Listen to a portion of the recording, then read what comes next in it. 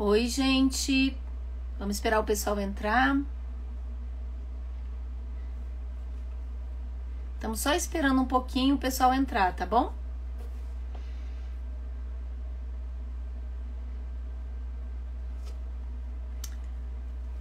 Olá, todo mundo, boa noite. Eu vou apagar aqui desativar os comentários. Bom, o tema da nossa live hoje é guarda compartilhada a despeito do desejo da mãe. E a pergunta é, será que em alguns casos isso se constitui em violência institucional contra as mulheres? E a nossa convidada especial é a psicóloga, mestra em psicologia clínica e cultura, Marília Lobão. Antes da gente trazer a nossa convidada especial para a live, eu sempre faço uma introdução. Então, quem já está acompanhando a gente aí desde o começo do ano sabe disso. Mas para quem está chegando agora, a gente está fazendo então um apanhado de lives nessa quarentena, com recorte da perspectiva da saúde mental e gênero. E as 4 primeiras lives que eu fiz foi um mini curso do livro que eu lancei em 2018, Saúde Mental, Gênero e Dispositivos. E as lives trabalham com essa perspectiva dos dispositivos, tá? Bom, então eu sempre faço um apanhado, mas é importante, quem não assistiu, que assista. Essas lives estão no nosso canal do YouTube, Valesca Zanello. Para a gente poder pensar hoje o tema, né, da guarda compartilhada, o efeito sobre as mulheres, é muito importante pensar nos caminhos de subjetivação que são privilegiados para as mulheres em sociedades sexistas como o Brasil. No Brasil, tornar-se mulher é marcado pelo dispositivo amoroso e materno. Dito de forma muito sucinta, o dispositivo amoroso diz uma certa forma de amar que é interpelado em nós mulheres e que é identitário. Ou seja, ser escolhida por um homem, tanto para ter uma relação quanto para manter uma relação estável, é a chancela de valor dentro da mulheridade. E eu criei uma metáfora que é a prateleira do amor. O dispositivo materno diz acerca de um processo histórico que naturalizou nas procriadoras a capacidade de cuidar. Então, cuidar é uma habilidade humana, no entanto, historicamente foi atribuído somente às mulheres. A maternidade é identitária para as mulheres como a paternidade não é para os homens. E a metáfora de base do dispositivo materno é o heterocentramento. Isso quer dizer que existem pedagogias afetivas que nos ensinam a priorizar as necessidades, desejos, anseios dos outros em detrimento de nós próprias. Ou seja, o que a gente aprende pelas tecnologias de gênero é primeiro o outro, segundo o outro, terceiro o outro, por último eu. Diferentemente dos homens, que são marcados pelo egocentramento. Primeiro eu, segundo eu, terceiro eu, por último os outros. Uma coisa importante também, e que vai permear aqui a nossa discussão, é a gente pensar o seguinte, que não adianta atacar isso que é identitário tentando mudar. Uma metáfora que eu gosto de usar é, imaginem uma pessoa que está usando uma muleta. Você não arranca a muleta, você fortalece a perna. Ou seja, é necessário criar outras possibilidades identitárias como uma forma de subversão. Bom, dito isso, é importante dizer que a guarda compartilhada ela surgiu em 1920 na Suécia, devido aos anseios dessa sociedade por uma maior igualdade de gênero, e que em sociedades onde há maior simetria de gênero, a guarda compartilhada se mostra como positiva. E esse modelo, ele se difundiu para vários países ocidentais. Porém, no entanto, em sociedades sexistas, com papéis tradicionais de gênero bem divididos e representações de gênero bem tradicionais, a guarda compartilhada pode sim trazer sofrimento para as mulheres e para os filhos, principalmente quando as mulheres são entendidas e também passam por um processo de identificação como aquelas que são naturalmente cuidadoras, ou seja, isso afeta a autoestima delas e a forma como elas se entendem e se veem. E por quê? Quando a guarda compartilhada acontece, as mães passam a ter metade do tempo delas suprimido, nessa tarefa, em aspas, natural, mas no fundo naturalizada, do cuidar. E não só isso, em muitos casos aumenta o trabalho e a responsabilidade dessas mães, porque quem vai fazer essa gestão do trabalho invisível? Quem vai fazer essa gestão da agenda do filho? Né? Se amanhã ele tem aula de geografia, depois de amanhã matemática, que livro que ele vai levar? Quem vai fazer a agenda e também o cumprimento dessa agenda? Então, nesse sentido, é muito importante que se tenha uma avaliação adequada para se dar a guarda compartilhada ou não. Entre os fatores que devem ser avaliados, é necessário pelo menos levar em consideração dois que são muito importantes. Então, primeiro, a análise da habilidade parental do pai. Esse homem, ele era um bom pai e exercia bem a paternidade antes de se separar? Primeiro ponto. E segundo, a importância de não haver violência contra a mulher antes da separação. Porque muitos homens, eles pedem a guarda compartilhada como uma forma de exercício chancelado pelo Estado para exercerem a violência contra a mulher. Em nosso país, a guarda compartilhada, ela foi introduzida em decisão jurídica em 2008 e foi fruto da pressão de grupos de pais divorciados que alegavam que o exercício da guarda unilateral por parte da mãe tirava deles o direito de influenciar o desenvolvimento dos filhos. Então hoje nós vamos falar dessa questão de mulheres que tiveram a guarda compartilhada dada a despeito do seu desejo. Para isso eu vou chamar então a nossa convidada, a Marília Lobão. Vamos ver aqui.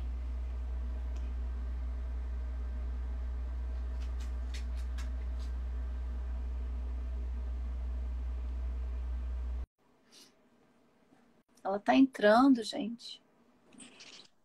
Olá. Ei, querida, tudo bom? Eu tô, e você? Gosto da gente Tempo? se ver. Saudade, tudo jóia? Eu também. Muitas saudades das aulas também. Então, querida, eu queria que você contasse um pouco, né? Como é que foi a pesquisa e também dos resultados e das falas dessas mulheres. Tá certo. E acho importante colocar de que lugar que eu estou falando, né? Eu passei 24 anos da minha vida coordenando ou sendo psicóloga que fazia as perícias de disputa de guarda no TJDFT, ou então coordenando a equipe. Eu fiquei 3 anos como psicóloga fazendo as perícias e depois dos outros 23 anos eu passei como chefe da equipe, coordenando e também fazendo os casos. E foi justamente desse lugar que eu comecei a ter assim, o estranhamento dessa dificuldade que as mulheres apresentavam em aceitar a guarda compartilhada. Do lugar privilegiado que eu estava, eu me perguntava muito assim, o que acontece com essas mulheres que não conseguem reconhecer as vantagens que existem na guarda compartilhada. Era do meu lugar privilegiado e de sem estudo. No momento em que eu fui estudar, principalmente conhecer o feminismo, conhecer os conceitos que você nos trouxe, eu tive a oportunidade de aprender nas matérias com você, do dispositivo amoroso, do dispositivo materno, e principalmente quando eu estudei o feminismo, eu pude compreender. E a pergunta, a resposta, a hipótese que eu fazia quando eu comecei essa pesquisa foi totalmente abandonada para uma outra compreensão que o aporte teórico que eu tive me permitiu ter nesse outro olhar. Então, a pesquisa, como é que ela aconteceu? Foi uma pesquisa qualitativa, foram entrevistadas 3 mulheres que foram selecionadas pelo fato de terem tido a guarda compartilhada determinada pelo juiz a sua revelia, contra a sua vontade, e elas estavam ainda se debatendo no tribunal com o processo, nesse tribunal que elas estavam com processos, é um dos tribunais, um tribunal brasileiro, elas estavam ainda se debatendo pela não manutenção dessa guarda compartilhada. E eram mulheres, nós selecionamos 3 mulheres de 3 classes sociais diferentes, conforme uma escala que nós tínhamos selecionado para separar mulheres de classe A, ou seja, de um nível socioeconômico alto, mulheres que eram consideradas de uma faixa intermediária e outra que vivia numa situação de uma quase vulnerabilidade financeira. Então, eram 3 mulheres nessas faixas, as 3 mulheres eram mulheres brancas. E o que a gente, ao estudar como foi feita a pesquisa? Nós fizemos uma entrevista com essas 3 mulheres, uma entrevista aprofundada, sem tempo limite, e a pergunta provocadora inicial, o comentário provocador era: fale-me sobre a sua vivência com a guarda compartilhada. E era permitido a ela se expressar como e por quanto tempo ela desejasse. Depois, nós tínhamos um questionário com algumas perguntas que eram feitas, principalmente nos casos em que elas não abordassem. Essas perguntas tinham o objetivo de aprofundar a vivência delas como mães e como era a vivência da guarda compartilhada. Nosso foco era compreender como o dispositivo materno interpelava essa vivência da guarda compartilhada. E o que aconteceu conosco, né? Quais foram as conclusões? E antes disso, eu gostaria de apresentar essas três mulheres, né? Uma delas, ela tinha 32 anos, um filho de 9 anos e um filho de 8 anos em situação de guarda compartilhada, e ela já estava casada novamente há 8 anos, há 7 anos, desculpe, e tinha um filho de 3 anos desculpe, ela estava há 3 anos no relacionamento novo conjugal. Desse relacionamento conjugal, ela tinha uma filha de 2 anos e 8 meses e estava grávida do quarto filho, segundo filho do segundo casamento. Então, essa é uma das mulheres que ela se declarou branca e da classe econômica A, que é socioeconômica, com acesso, porque se avaliava não só a questão financeira, mas o acesso a bens, serviços e a estudo, essa avaliação. A segunda mulher, ela tinha 40 anos, um filho de 11 anos, estava solteira desde o divórcio há 4 anos, e ela revelava que durante os 13 anos do casamento, ela tinha sido vítima de violência psicológica e física. A outra mulher tinha se declarado vítima de violência física, psicológica e sexual. Não tinha tido violência física na primeira que eu apresentei. E a terceira mulher tinha 27 anos, essa de 40 anos, ela estava localizada na classe B2. E a terceira mulher tinha 27 anos, um filho de 10 anos, ou seja, ela teve um filho bem jovem. Ela era estudante universitária, essa era a única que trabalhava, e ela não tinha constituído novo relacionamento amoroso estável desde a separação, e ela estava separada há 6 anos do pai da criança, e ela se declarava pertencente à classe socioeconômica C2, que tem uma limitação de acesso a serviços e bens materiais. Bom, quais foram os resultados, então, depois dessa conversa aprofundada com os questionários? Nós fomos 3 pesquisadoras que lemos, né, esse material, e nós levantamos 3 categorias a partir da fala dessas 3 mulheres, que era o heterocentramento, a sobrecarga da gestão e a paternidade negligente, explicando cada uma delas. O heterocentramento, como inclusive você já comentou, diz respeito a essa forma de subjetivação da mulher, onde ela coloca como centro da vida dela as outras pessoas. O foco da vida dela é cuidar das outras pessoas. Então, é algo que gente, estudando o dispositivo materno, se vê como isso é construído, né? Ou seja, o investimento afetivo dela é totalmente desbalanceado. O investimento afetivo dela está muito mais para o outro do que para ela mesma. E dentro dessa categoria heterocentramento, nós pudemos estar levantando 3 temas. O primeiro tema era fazer tudo que o outro pede. O segundo tema é abrir mão da própria vida. E o terceiro é não colocar limites. E falando de cada um desses 3 temas. O fazer tudo que o outro pede, acho que explica bem. Ela sempre se colocava disponível para qualquer demanda das outras pessoas. Ela estava sempre, inclusive, tendo uma vida muito mais difícil para atender as demandas das outras pessoas. Marília, peraí, só um minuto, porque tá... Marília? Sim, eu estou bem te ouvindo. Você está me ouvindo? Ouvindo perfeitamente. Tá, não, porque para mim você paralisou. Volta. Então foram 3 temas dentro dessa categoria. Você ia explicar Isso. cada uma. Por favor, retoma. Fazer Primeiro tudo que tema... outro pede. Fazer tudo que outro pede. E aí, então, eu vou explicar um por um. Esse quando a mulher se coloca sempre disponível para atender a necessidade do outro, mesmo quando isso prejudique os seus próprios interesses. E aí, um exemplo de frase dessas mulheres, que, né, eu vou citar alguns exemplos de frases que mostram cada um desses temas.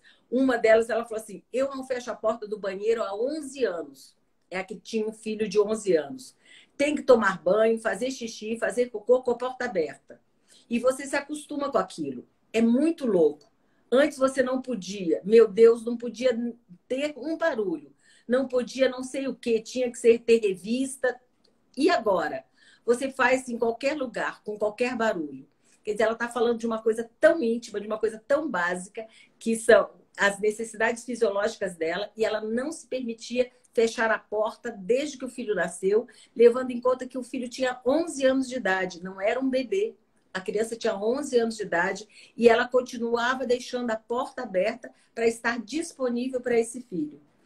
A outra frase é de uma outra, ela coloca assim: primeiro, que a gente nunca vem em primeiro lugar. Interessante que ela começa a frase com primeiro, a gente nunca vem em primeiro lugar. Então, esses são dois exemplos dessa fala muito constante de que a vida delas era em função de agora fazer o que os outros pediam para ela. O segundo tema é abrir mão da própria vida.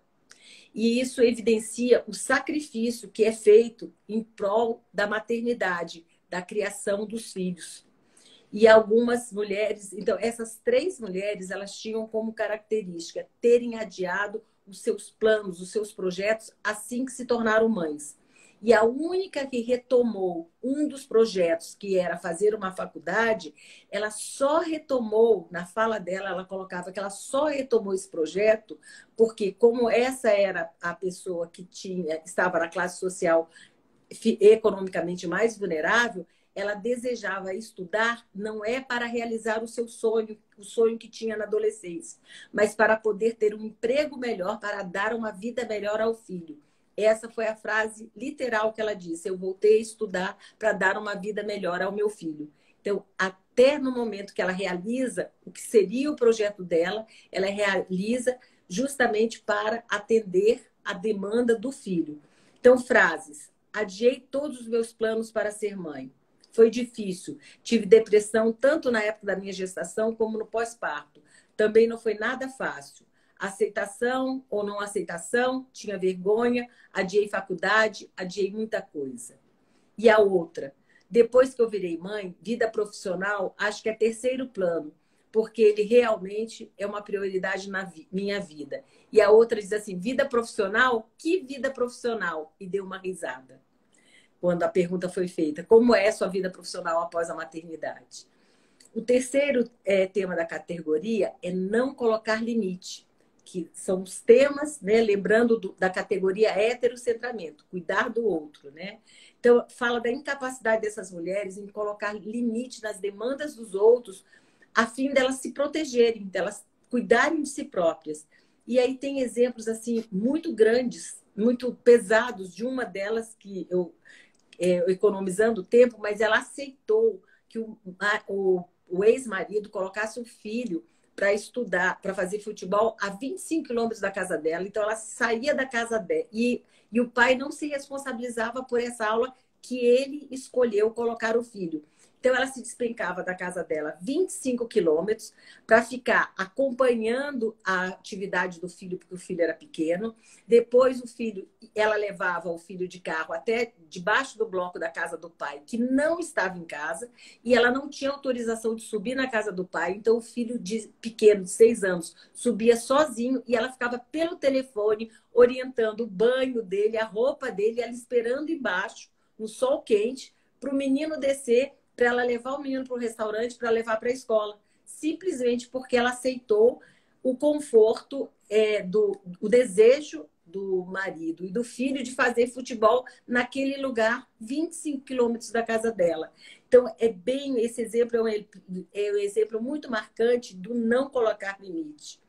Outra fala que vem dessa não colocação de limite é de uma outra participante, que ela disse que ela simplesmente, o filho dela ela não permitia que ela não se permitia assistir filmes na televisão que ela gostava, porque assim que o filho pedisse para colocar um filme do interesse dele, ela achava que tinha de atender o filho. Então ela coloca assim: a gente não pode simplesmente assistir o filme que a gente quer.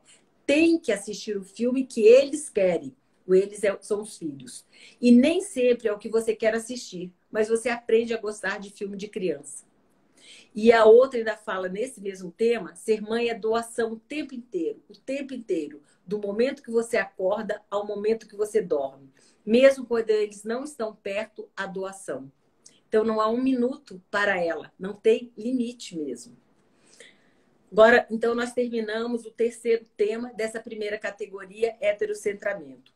A segunda categoria, sobrecarga na gestão, fala de como a maternidade se torna uma sobrecarga na administração da vida da criança, que ainda fica, porque não é dividida com esses pais, né, esse modelo de paternidade, e principalmente nessas guardas compartilhadas, elas ainda fazem a gestão do que acontece na casa do pai com a criança. Então, a guarda compartilhada acaba, ao invés do que eu, do meu lugar de privilégio, pensava, puxa, por que ela não aceita? Ela vai ter tempo para ela? É porque nesse modelo de maternidade e de paternidade, a guarda compartilhada se tornava um aumento de responsabilidades e tarefas para essa mulher. Então, ela colocava nessa categoria gestão, ela aponta isso e nós selecionamos 2 temas.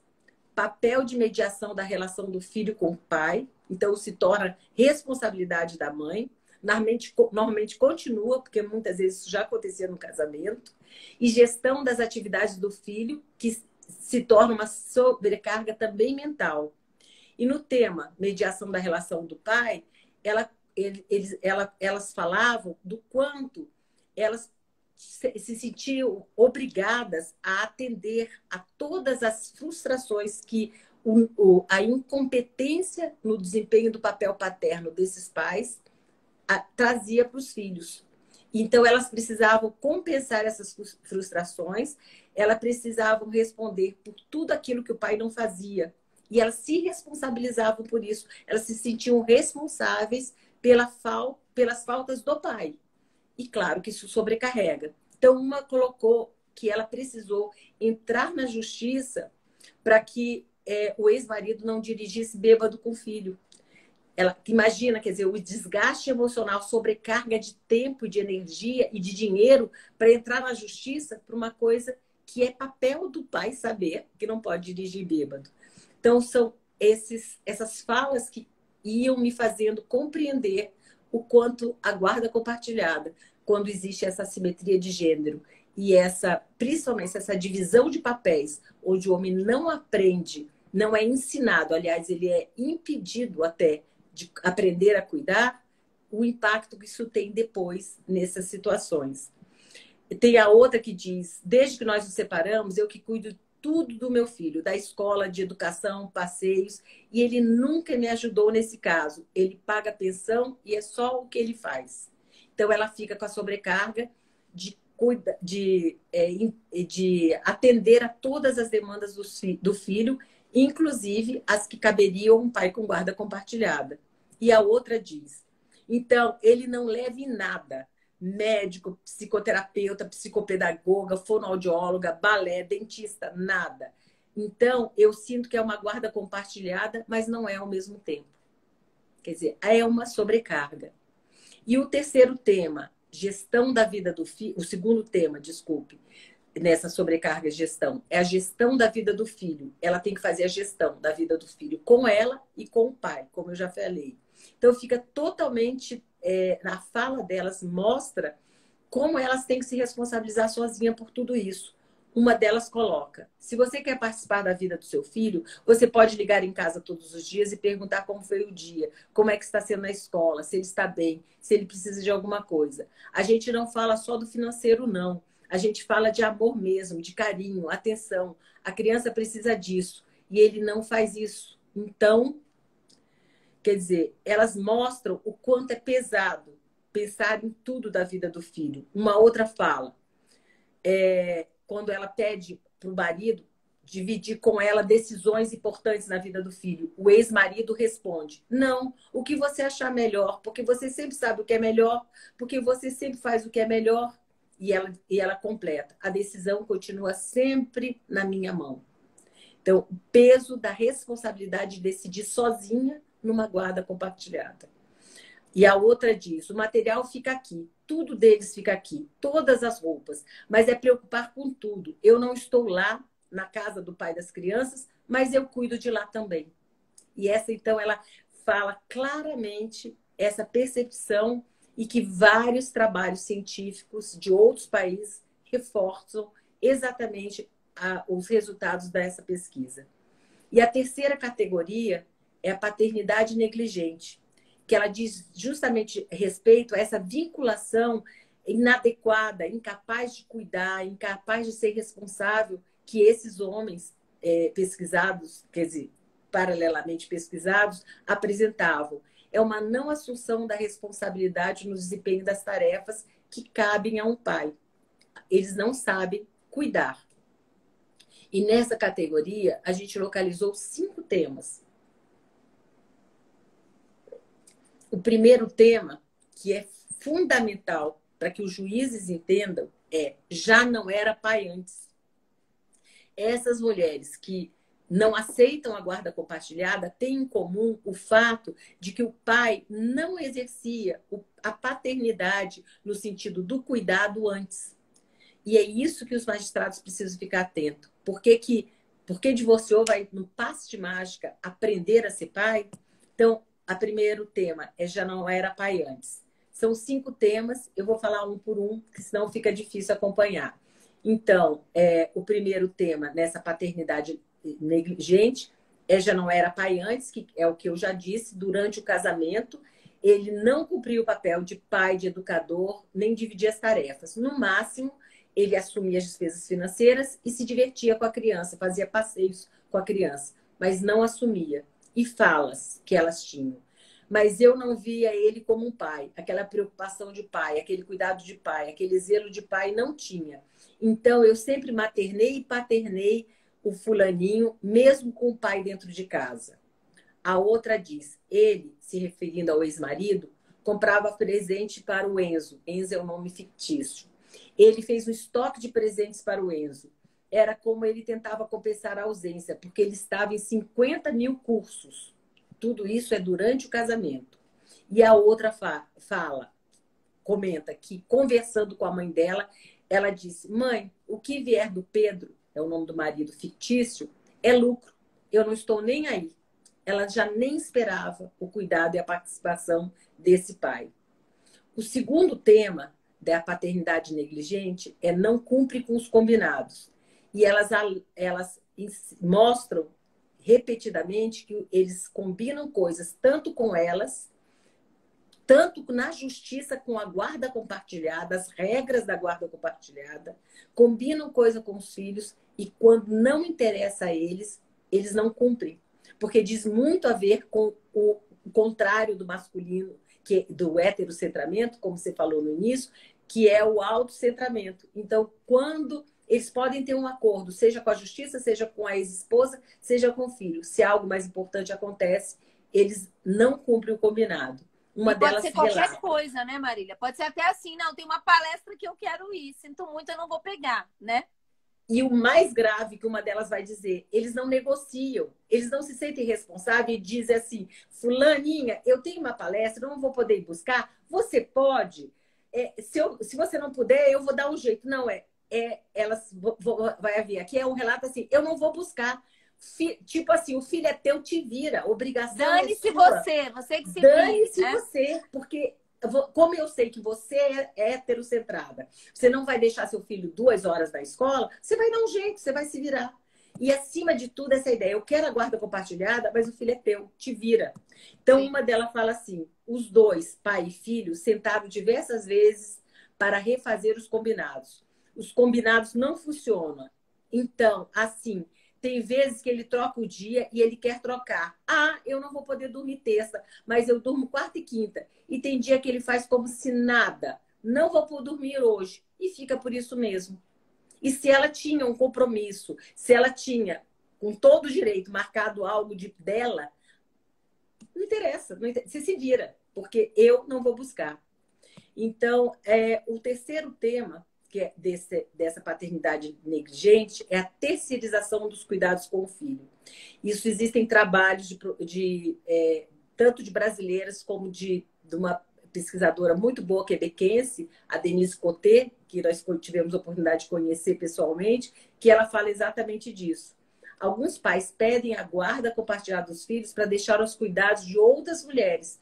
Eles exploram o dispositivo materno de outras mulheres, sejam mães, namoradas, irmãs, tias, avós, todo mundo. Vizinhas, porque teve um caso isso que eu ia até falar. da vizinha. E até vizinhas, porque o primeiro caso que eu vou contar é esse, olha. Ela diz, como ele até então não tinha uma namorada assumida, a mãe dele é uma senhorinha que faz parte da vida dele pouquíssimo, ele terceirizou o Enzo para quem? Para a mãe de um amiguinho, que é vizinha dele, mora no X, um bairro, e ele mora no outro bairro. Então ele dizia, eu estou enrolado no trabalho, pega o Enzo para mim, e ela pegava e levava o Enzo para casa. Ele telefonava e dizia, eu já vou buscar. E ele não buscava. A hora ia passando, ela dava banho no Enzo, botava um pijama do filho dela no Enzo, o filho dela ia dormir, o Enzo acordado. Pai, você vem? Telefonando para o pai. O pai não atendia o telefone. Pai, cadê você? O pai não aparecia. Quando chegava lá, chegava 11h30, meia-noite, já chegou até 1h da manhã. E ela acordada porque o Enzo não dormia, nervoso, inseguro, querendo o pai dele. A outra coloca assim, infelizmente do lado de lá, tá falando da casa do pai, quem cuida é a esposa dele. Eles me relatam, e é muito nítido quando eu falo no telefone. Quando pergunta qualquer coisa, é a esposa que sabe, que está ciente de tudo que está acontecendo com as crianças, e não ele. Ou seja, ele pede a guarda compartilhada e terceiriza para a esposa. A outra fala, essa mesma mulher fala, quando está lá, não leva a madrasta, não leva porque não tem como levar para o médico, para o psicólogo, para nada, porque está com a madrasta, e a madrasta já tem 2 filhos dela, e é muito no prato dela. Ela até reconhece a exploração do dispositivo materno dessa outra mulher que fica com 4 filhos, enquanto ela está em casa, podendo cuidar dos filhos dela. No tema egocentramento, foram reunidas as falas que demonstram que alguns pais, ao contrário dessas mães, priorizam a si próprios antes de pensar em qualquer outra pessoa. Então, isso é uma coisa que é muito marcado no tema egocentramento. Isso fica extremamente marcado. E tem mais uma fala sobre egocentramento, que é a agenda dele é o que prevalece. Então, assim, a unha do pé dele encravou, ele não pode buscar o Enzo. A tartaruga do vizinho teve uma distensão muscular na musculação. Olha, eu não posso. Você, por favor, pega ele hoje. E é assim a nossa vida, uma loucura. E aí, esta criança disse um dia para a mãe, meu pai me troca por qualquer coisa. Isso é muito terrível. Outro coloca aqui, nas manhãs que é o dia dele, ficar com a criança na guarda compartilhada, essa mulher tem uma guarda compartilhada que dorme uma noite na casa de um, uma noite na casa do outro. Decisão judicial assim. Nas manhãs que é o dia dele, ele vai trabalhar e eles ficam com a madrasta. E a manhã toda, e eu aqui, podendo estar com eles. Meu coração morre, porque eu estou em casa cuidando da minha pequena, sendo mãe. Podia estar sendo mãe dos meus filhos. E ele quer a guarda para os meus filhos ficarem com a madrasta. E eu aqui em casa. É uma maldade. Não é uma maldade, é um exercício de poder. É só isso que ela precisa compreender, que não é. Pior do que maldade é exercício de poder. O tema irresponsabilidade com o desempenho da paternidade reúne tanto os comportamentos de não cumprimento dos deveres básicos do pai, como comportamento que colocam as crianças em risco físico e emocional. Uma delas fala, ele passa a buscar o Enzo na casa dessa colega bêbado. E o Enzo, desesperado, pai, por que você está fazendo isso? Ele chega a levar o Enzo para bar, o Enzo de pijama, 2h da manhã, dormindo na mesa do bar. A outra fala, meu marido, o marido atual desta que já está casada, ela fala, meu marido atual arca com alimentação, com lazer, com roupas. Todos os outros gastos são do meu marido. O pai das crianças, que tem a guarda compartilhada, só paga escola e o seguro-saúde, mais nada. Então, essa categoria, ela revela, de um lado, como a paternidade pode interpelar os homens de uma forma bastante diferente do que acontece com a maternidade. conforme você estava explicando no início. E é por isso que a gente precisa entender, e com esse estudo eu pude compreender o que leva muitas mulheres a não aceitarem a guarda compartilhada, porque elas viveram isso no casamento e elas, então, têm consciência de como vai funcionar essa guarda compartilhada. Agora, uma das coisas que marca muito é o que eu já coloquei, né? O quanto ele se aproveita o dispositivo materno de outras mulheres e também do amoroso, porque muitas namoradas cuidam dos filhos dos seus namorados para que ficarem mais na frente na prateleira do amor. Isso é mais um capital. Eu sou uma boa mãe. Então, ele vai, como nós permitimos, né? O dispositivo amoroso faz com que a gente permita que os homens nos julguem. A gente fica buscando quais são as qualidades que eles vão nos julgar bem para nos escolher e nos manter escolhida. Então, servi-los, se permitir ser ocupada por esse lugar da maternidade é um valor na nossa sociedade, é um valor dos homens. Então, as mulheres prejudicam suas vidas, e tem um filme fantástico que é com a Julia Roberts e com...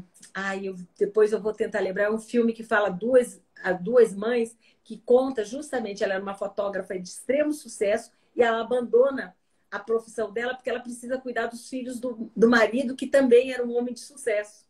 E ela, de fato, abandona a profissão dela, ela tem a profissão dela prejudicada, porque ela que passa a buscar os filhos dele na escola, levar os filhos da escola a fazer dever de casa.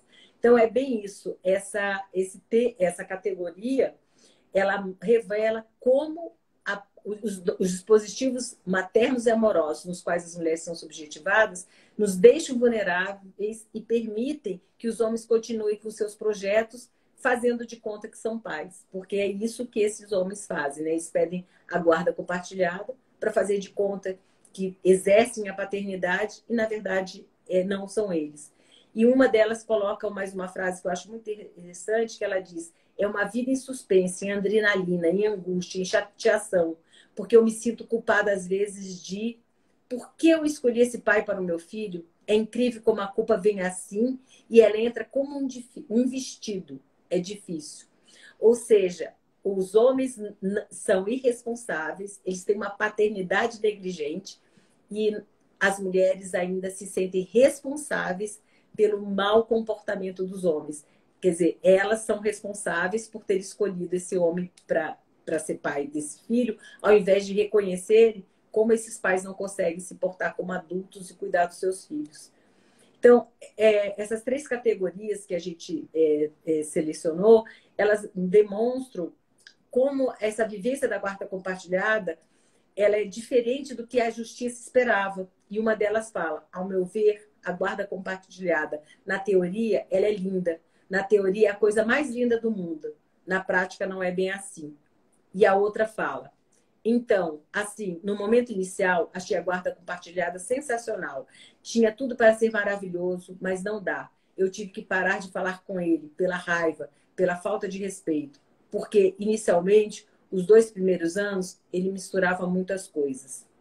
E a outra ainda fala: guarda compartilhada é diferente do que acontece. O que significa para mim é quando você compartilha decisões, responsabilidades e tempo. Isso que significa para mim, mas não é o que acontece no meu caso.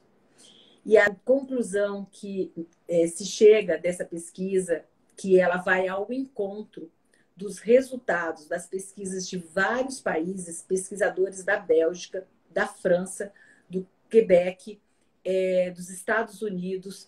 Nós fizemos um levantamento de pesquisa sobre esse tema em vários países, na Austrália, e o que a gente chega à conclusão é que a guarda compartilhada, quando tem violência contra a mulher durante o casamento, seja psicológica, ou física ou sexual, qualquer tipo de violência, a guarda compartilhada vai ser um meio de manutenção dessa violência. Porque este homem que funciona através da violência com a mulher não vai se transformar porque se divorciou. Esse caminho de exercício de poder e de violência vai se manter. E como a guarda compartilhada exige muito contato, é através de e-mail, é através de mensagem WhatsApp que essa violência vai se configurar. Se não se configurar do ponto de vista físico nos encontros. E o outro aspecto que é o mais importante é compreender que um pai que não exerceu o cuidado, que ele não aprendeu na forma como ele foi subjetivado ao longo de toda a sua vida, foi ensinado a ele que não era papel dele cuidar, que era papel da mulher cuidar, que ele não aprendeu essa habilidade, o que leva o magistrado a entender que com uma sentença ele vai aprender a cuidar, que uma sentença vai cuidar vai ensinar um homem, vai transformar a subjetivação de uma vida. Então, o magistrado precisa conhecer como foi o exercício dessa paternidade e dessa maternidade e repetir na sentença de guarda a realidade existente no casamento. Porque as pesquisas desses países, várias pesquisas estudadas, mostram que o que traz sintomas para a criança é uma mudança radical depois do divórcio dos pais, não é o divórcio em si. Então, se o pai era um pai provedor de lazer, não tem nenhuma razão pela qual a guarda compartilhada deva ser dada. A guarda tem que ser unilateral para quem é a cuidadora de referência, que é a mãe. E estou falando também se tiver um pai que era o cuidador de referência, porque a mãe estava desenvolvendo outras atividades, e que maravilha que ela se permitiu sair do dispositivo materno e realizar outros sonhos, que a guarda seja unilateral quando a criança teve um cuidador principal e o outro continua exercendo o lugar que ele exercia, que era o de lazer, que era de acompanhamento e de prover essa criança.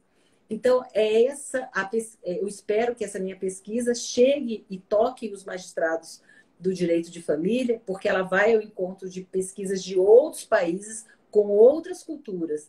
E o único país que teve pesquisa diferente, como você falou, é justamente a Suécia, porque ela tem uma história de não sexismo nas tarefas domésticas. Ao contrário, existe uma política pública de equilíbrio dos papéis de gênero, de modo que haja fluidez nos papéis. Então, homens e mulheres trabalham, homens e mulheres cuidam de criança. Eu fiquei com muita vontade de achar um estudo que viesse da Finlândia, mas eu não localizei. Mas eu imagino que esses países onde exista fluidez dos papéis de gênero, eles tenham a guarda compartilhada como algo tranquilo. Mas essa não é a realidade da maioria das famílias brasileiras. Então, o magistrado não pode ter uma lei geral como é a lei de 2008, 2014. O magistrado precisa analisar qual era a realidade do casamento e dar uma sentença onde a criança continue recebendo do pai e da mãe as mesmas atenções, o mesmo modelo de paternidade e maternidade que existia no casamento. Então, e também se não havia violência, né? Não esquecer disso. Que isso é uma porta aberta para o homem manipular e exercer violência psicológica. Quer dizer, bem complicado. Uhum. Mas, Marília, foi ótimo. Você quer falar mais alguma coisa? Adorei, foi bem claro. Não, eu acho que eu fico só assim com o desejo que esteja nos ouvindo, que possa estar divulgando isso, principalmente para os operadores do direito. Eu me aposentei do Tribunal de Justiça, mas eu agora faço trabalhos vinculados à justiça como assistente de perito, e é assim angustiante ver crianças que têm a guarda compartilhada determinada para pais que não têm a menor, e eu estou falando agora, seja pai ou seja mãe, mas na nossa cultura, como a mulher é treinada desde pequenininha a aprender a cuidar, normalmente a mulher brasileira tem mais habilidades para cuidar e proteger e atender às necessidades da criança, se colocando em segundo plano para atender primeiro a necessidade das crianças do que os homens. Mas, enfim, que os magistrados olhem cada caso individualmente e decidam em função da realidade anterior. Fica meu desejo. Tá bom, querida, foi ótimo. Gente, para quem acompanhou, então, o artigo sobre essas entrevistas foi publicado como capítulo de livro neste livro aqui, ó, Pontes para Pais em Casa, que foi publicado pelo TJ de Minas Gerais. Esse livro está disponível para download gratuito. O link está lá no blog do Saúde Mental e Gênero. Então, é só ir lá e fazer o download, tá bom? Uhum. A gente se encontra na quarta-feira que vem. Eu quero te agradecer, Marília. Na quarta-feira que vem, o tema da nossa live vai ser depressão em homens. E a gente vai receber, então, a Nayara Windmoller. A gente se vê, então, na quarta-feira que vem, nesse mesmo horário. Um beijo grande, um beijo, Marília. Beijo, Foi Vanessa. ótimo, Muito obrigada querida. pelo convite, eu adorei. Obrigada. Um beijo grande. Beijão. Tchau. Tchau.